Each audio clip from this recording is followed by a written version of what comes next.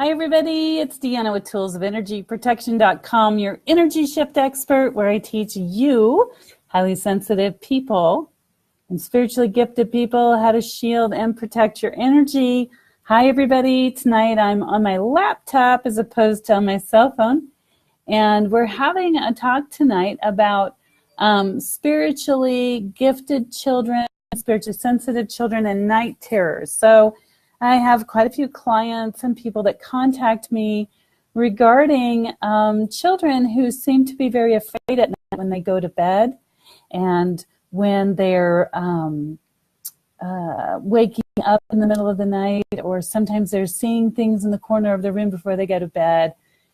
And sometimes children won't even sleep in their rooms because of these things. So it is very possible, if you have any of these situations, that your child is experiencing things that you cannot see and things that you cannot ordinarily hear. So I want to go over that here very briefly, what that looks like. So I promise to come on and share some tools tonight so that you might have a better understanding of what your children are facing. So if you join me and have any questions, go ahead and post that down below. So the first thing I want to talk about is if your child sees monsters at night. Sometimes our children will be in the bed and, they're all excited and they're tired and they don't want to go to sleep, and, they want to drink a water, or they want to go to the bathroom, or perhaps they want to be tickled. And we do all these things. We're like, okay, honey, it's time to go to sleep. And then we leave the room. And so sometimes there's a tactic which children will use innocently, saying, oh, there's a monster in the corner of the room, and mom or dad goes in there and saves the day. And those are normal things. However, there are times when spiritually aware or gifted children see things, and it's scary to them. And their parents may not know what to do. Their parents may not be gifted, but usually gifted people run in families, or highly sensitive people run in families. And so we're always not sure kind of how to work that or what to do. So if your children are seeing things, I would ask you to have them describe what they're seeing, and perhaps keep a little journal for yourself. If they can draw them, have them draw the monsters that they're seeing and talk to them. Ask them, well, what are the monsters saying? Do they have big teeth, and the, big claws? What do they look like? Does the monster say anything to you? Just ask some questions. Now, as most of you know who have been following me, I'm not a therapist, so, just keep in mind that I'm talking about spiritual mentoring, and there may be other avenues which you need to explore, but most of the people that come to me are folks who have already explored these kind of things, and they've found no answers in the other conventional things. So, it takes a village, and I'm adding some additional things to tools that you may already have about what's going on. All right. So just a second, I'm over here making sure that I have access to my questions there. Okay. So succinctly, if your child says there's monsters or scary people in his or her room, ask them, what do they look like? You're not egging them on, you're not encouraging them, you're asking them what they look like. Where do they hide? Find out what corner of the room they're in. Are they on the ceiling? Are they under the bed? What do they do? Do they go boo to you? Do they stare at you? What do their eyes look like? Because you're looking to gather information. And also, the child will know that you're concerned about them and that you're asking, what's truly going on for you. And that makes the child feel better in and of themselves. And then if your child says to you, there's a monster that appears in the corner and they have sparkly eyes, well, it's a good idea to turn the lights off in the room and maybe sit with them, put your head down at the same angle that they're at, and ask them to tell you when the monster comes, because there is a possibility that there's something sparkling, in the room that isn't a monster after all. So it's always good to check out the 3D or the tangible physical world first. I know sometimes in my room at night, even as an adult, I think I see something shiny, and I'll kind of look back and forth to see what it is. Well, it's the full moon, and it's coming in through the curtains where it normally wouldn't, and it's reflecting off something in my room and looking like a shiny something that isn't really there. And that's easy to discount, and you can explain it to your kids. And if that's, what's happening for you, if you imagine the beam of light coming in from the moon, and you put your hand in front of it, you can move it back and forth, and the child can play with that too. And so it dispels it for them, so they know it's not true. Now, if your child does insist that it is very scary, here's a few things you can do. And it depends on where you are spiritually, where you are, in your spiritual space, whether you're, go to church or don't go to church, that kind of thing. But to empower the child, they have the ability to command things themselves.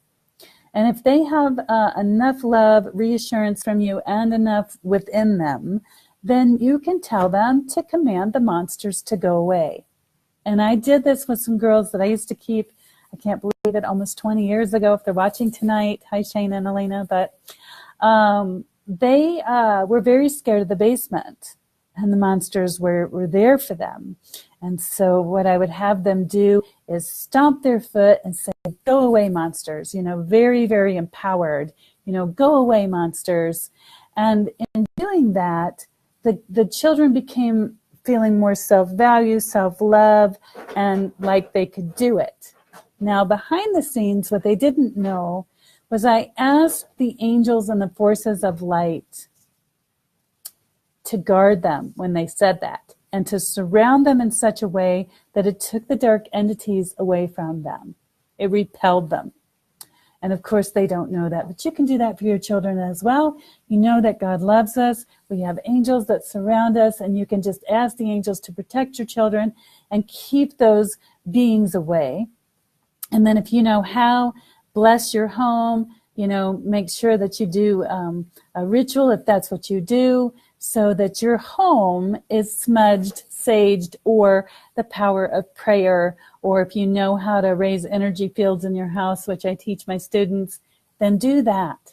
Because what you're doing is you're claiming your space. And a lot of times people don't know that they can, or even that it exists.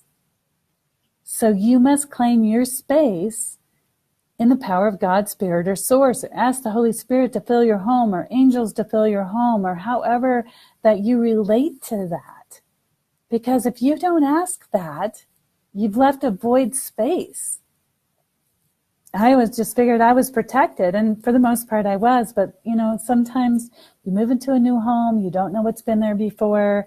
When people argue and shout a lot in a home, it creates an energy which floats up, and if you get enough of that energy together, it creates what's called a toxic stream.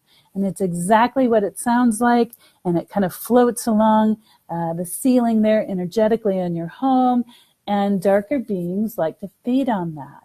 That's what they feed off of, is negative or dark energy.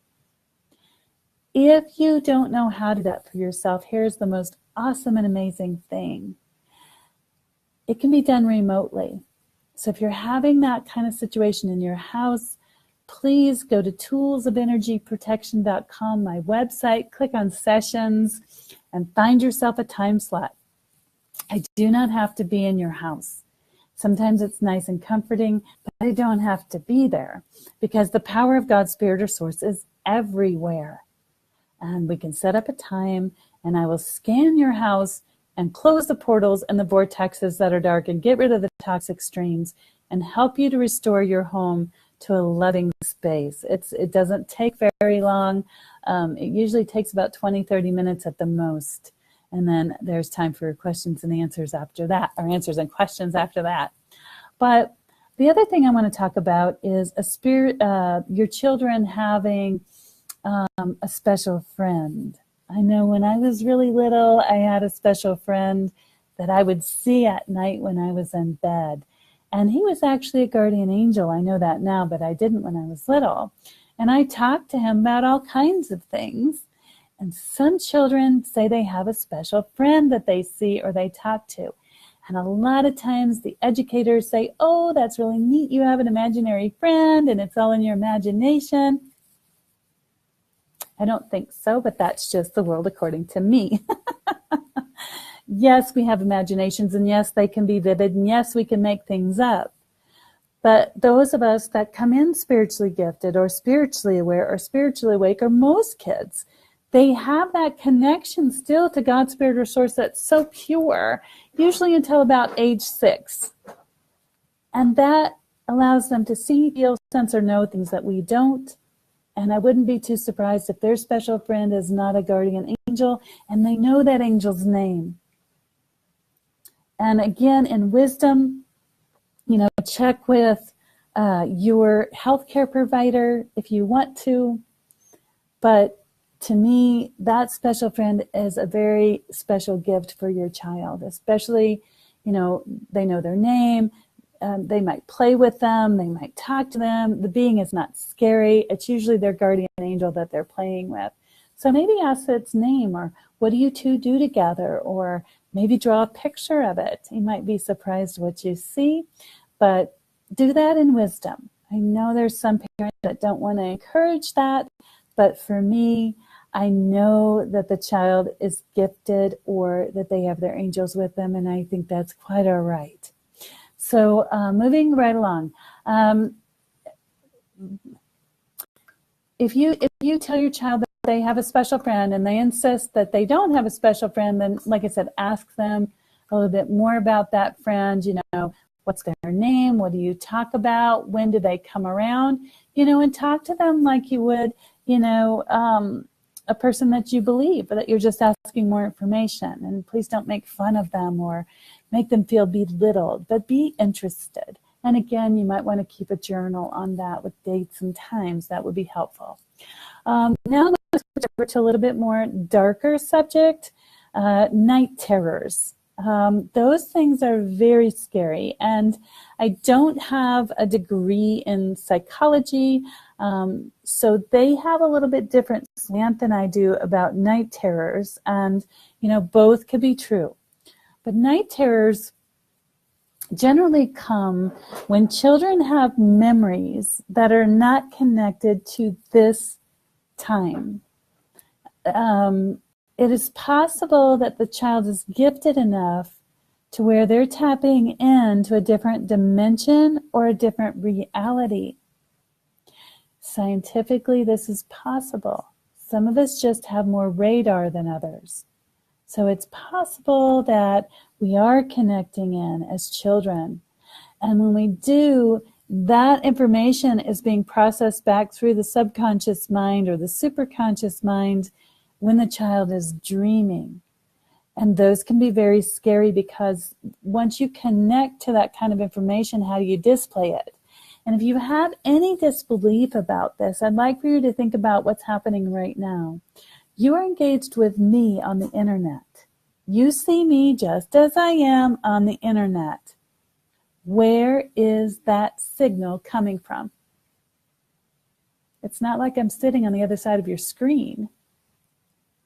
It's coming from a cable. Where's the cable getting it from? From a dish.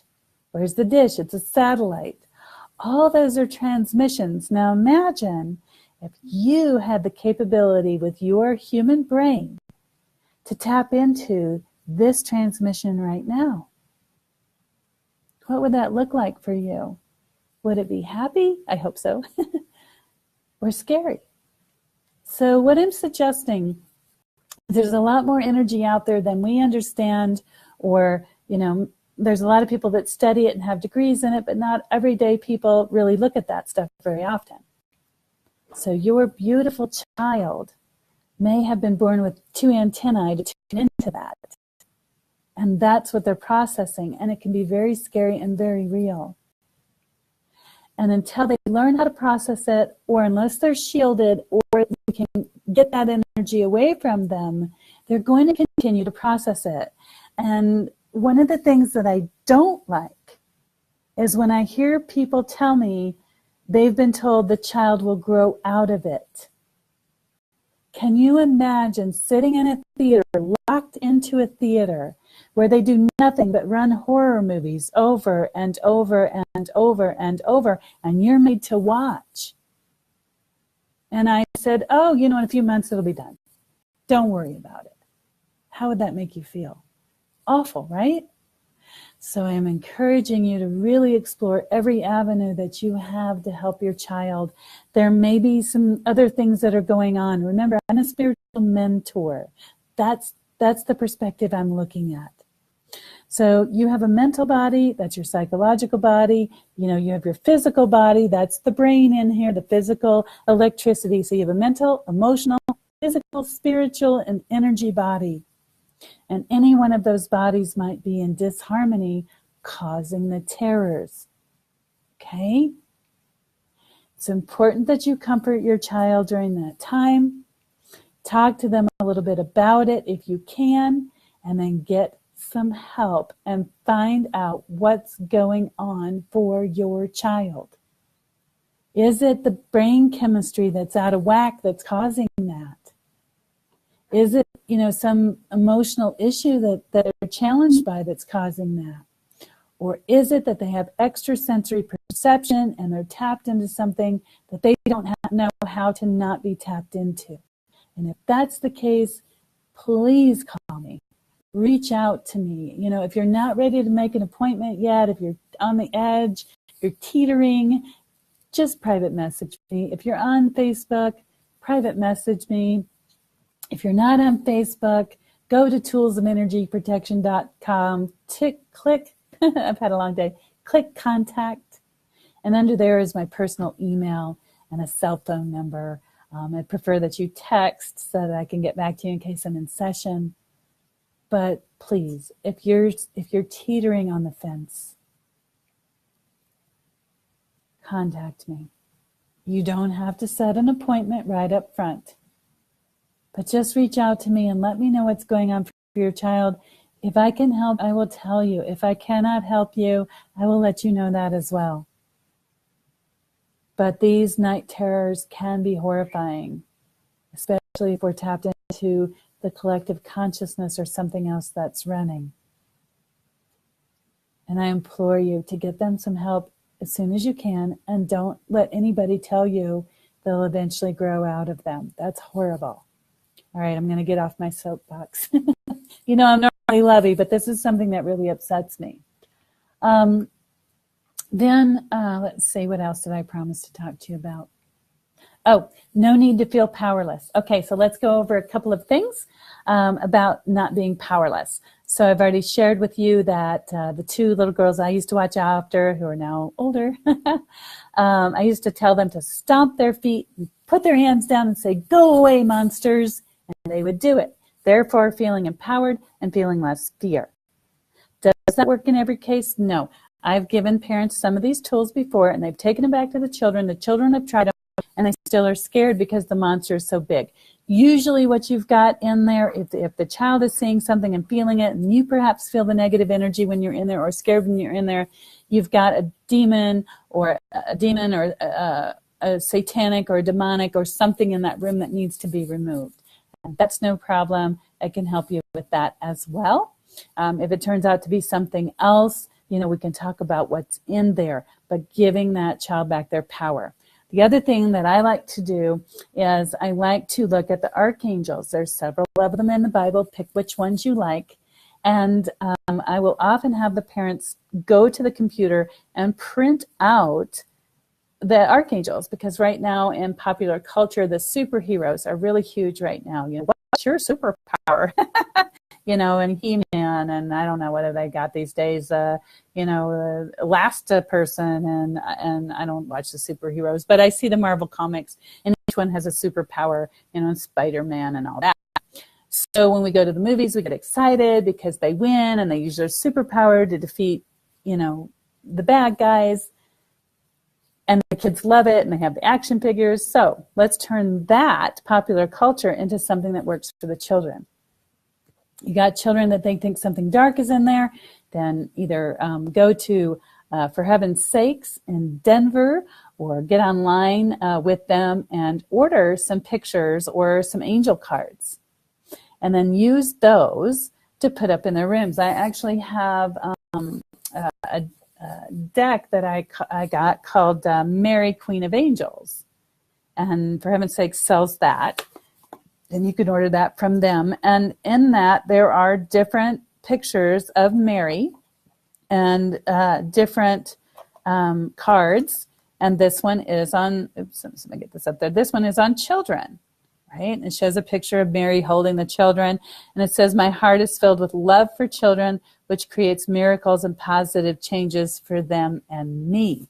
So one of the things that I recommend that the parents do is to find something like this, that, you know, it has Mary on there, and, you know, perhaps pick a card every night before they go to bed and read about it. So they're going to bed thinking about something positive and something of God.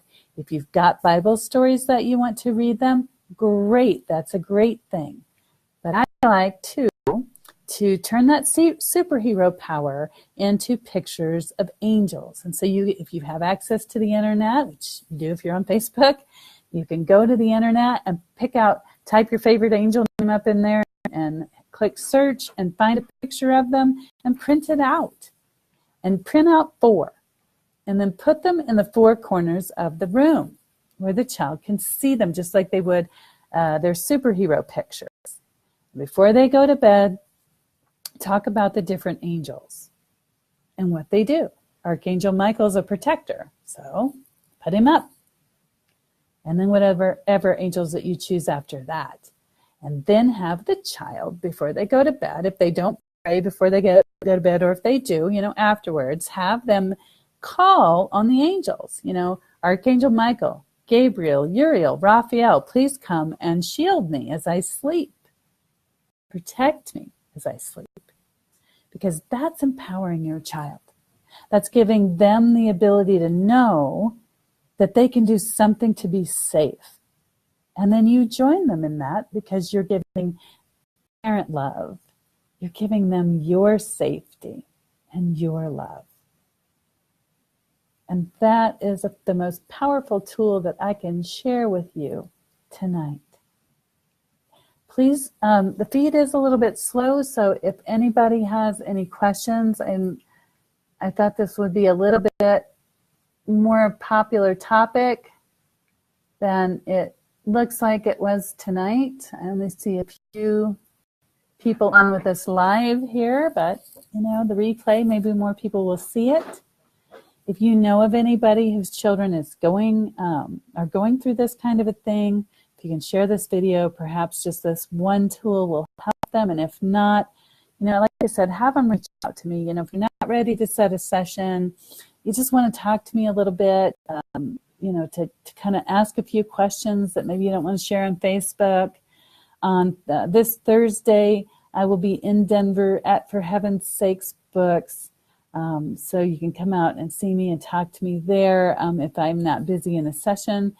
And then on Monday, we'll be at the For Heaven's Sakes bookstore in Lakewood. So there's 2 different locations. And just come by and let's have a chat and see what tools we can get into your hands. So it looks like I don't have any questions at this present moment. So that tells me that everybody has probably received the information they need. And I'm going to refresh my screen one more time here, see if there's anything else that we might want to look at. Okay. So next week, what I would like to talk about is your spiritual freedom. And in that, in your spiritual freedom, I'd like to talk about how to talk to your angels, guides, and how they talk back to you. Because if you don't know how to talk to your spirit guides or God directly, then how is it that you can be spiritually empowered? You know, it'd be nice to know. A lot of people tell me, Deanna, I talk to God, but I don't ever hear back. You probably do. You're just not really sure what that looks like coming back. It's not like he picks up the cell phone. So next week, join me for your spiritual freedom and how to talk to God's Spirit or Source or your angels or your guides. And we'll go over some cues of what that looks like and how that feels. And I really thank everybody that joined me tonight. And for those of you that are seeing the replay, if you have questions, you want to post them down here below. If you're on Facebook, I'll be happy to answer them. If you're watching the replay on YouTube, go ahead and post a question down there, or again, go to my website, toolsofenergyprotection.com, and I'll be more than happy to answer your questions. So have a great and wonderful night. Big hug, big kisses. I know it was a heavy subject tonight, but I really thank you for joining me. Have a great and wonderful night, and I will see you next week.